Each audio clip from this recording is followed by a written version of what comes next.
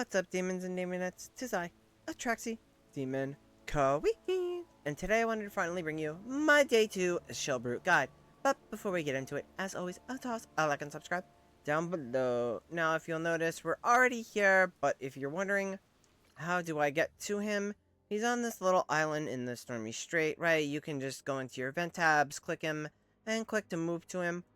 Hopefully you got this waypoint during the story mode. If not, it'll take you to one of these nodes here, and then you'll just sail over to get to him. Alrighty. So, one thing I'm gonna point out to it, I wouldn't invest too heavily to rank too high on this. I mean, as far as rewards go, you get this nice reward for defeating the boss, but it's kind of scripted, I think, to die on day 10. So you'll probably get this one. I've never seen anybody kill it earlier, just don't think it's possible. It is worth noting you're going to get 10 more Durst tokens. So go ahead, use your tokens now to get those legendary charms. You probably want to focus on Rogue for your Lily May, or maybe Caster for your push teams, things like that. But whatever you want to focus on, I would recommend using those now. We did get 6 bonus ones because of an issue, so you could use those too. So feel free to use those because we are going to get 10 to kind of replenish that for the mythic charms when they drop. As you can see, the top rewards, it's just Twilight Essence, a title, and the banner. So yeah, I mean, the top 500 get it. The top 50 get the title. I want the title. I mean, I always want first place. That's the goal of this account, is obviously first. So getting fourth on Plague Creeper was kind of a low blow. So let's go into the boss and his mechanics. So he has this ult. It's called Dazzling Flash. Opens the clamshell, emits flash from the pearl, deals 300% damage to all enemies, AoE attack for his ult. This is the big one, the Clam Gulp fix. It's a giant tongue to grab the enemy, then swallows them for 40 seconds. If the enemy is unaffected or steadfast during or after the casting of this skill, they will be crushed instead of swallowed.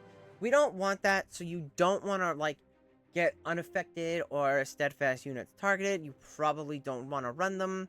That's the best bet. So, if Thorin, right, he has his cheat death, if you're going to try to use that to cheat the effect, it works like Scarlita's execute, and it's just going to punt them, right? So, Brutus would just get punted or just insta-killed.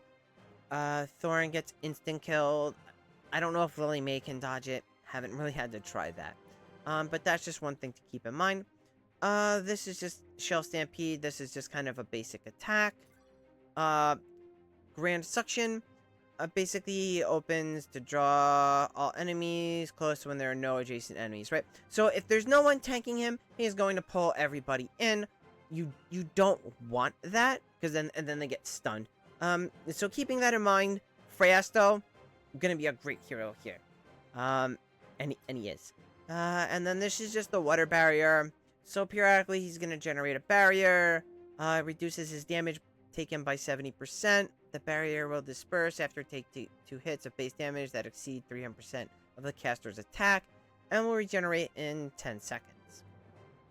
So that's something to keep in mind. So we have to avoid getting our heroes crushed. We have to make sure that we have someone in melee at all times, and we want somebody that can break the bubble. Those are all things to consider while building a squad. Alright, so let's go into the records. Now, there's been some testing on my own, some testing in the community. Unfortunately, I didn't find it this time. But with limiting testing, it's rough. This is allegedly the best unit here at this time. It uses Resonator with Smokey, Seth, Lily May, Mikola, and Freyasto. And Freyasto is the big damage dealer.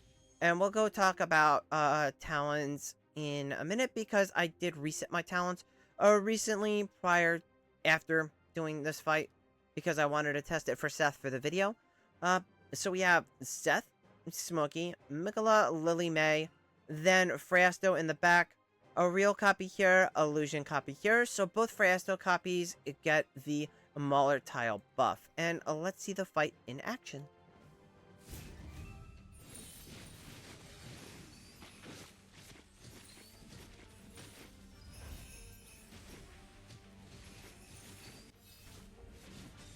So I did try Light Bearers. They didn't work as well. I think some other people tried Hypogeans and Celestials. They didn't work as well. After seeing how the Hypogean Celestials kind of flopped on Plague Creeper, I wasn't gonna bother. I was just gonna try Light Bearers. I didn't think Reborn was gonna be an option, and then Maulers, right? Just because the Maulers are because of the way the buff works for the Maulers. But again, everybody beat me to it. And like I said, limited tries doesn't help for testing. So thank you to the community and everybody else who's tested so far.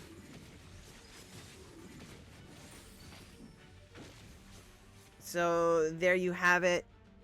Now, if you don't have Seth built up, you can run Kruger for slightly less damage. I don't really think there's any better unit for breaking that shield. Now, if we go back into here and you look at the breakdown of the damage, the real carry is Frasto. He's doing the bulk of the damage. Smokey does a good chunk as well, with Lily May, of course. Everybody here is plus 20 except Seth. Again, this is one of those cases. He doesn't really do much during the fight. He's only doing 348 damage. He's not really a key figure in this fight, so you don't need to invest into him heavy. I tried with Shakir in the same format, who was invested. The problem is the squad just doesn't do as well for some reason.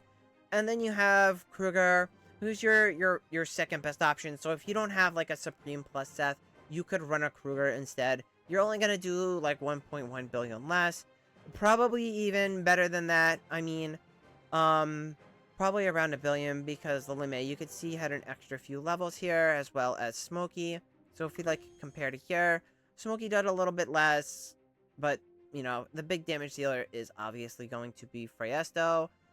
Seth just did a little bit extra damage versus Kruger for the little bit of uptime that he had on the boss, but you could see that you pretty much have, it's pretty much a 4-hero fight, and you're just getting a sacrificial lamb in there, and they need to be Muller.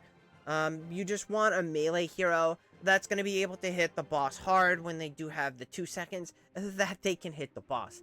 And that kind of like Seth fits that bill. I was hoping that we'd have Shakir in there, and Shakir could be outside a little bit longer. There was a different formation that I ran with Shakir yesterday where he did get outside of the boss and he was up a little bit longer, but due to formation, I think it just didn't work as well.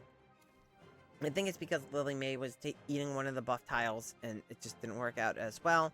But as always, if there's an update to the meta, I'll try to get out videos every couple days. I don't think I'll do one every day, because I don't know if the meta's going to shift that much or how I'm going to test, but I will try to get, like, a final video if there is, like, one Uber meta that is out there by, like, the last day or two. So, like, day 8 or 9.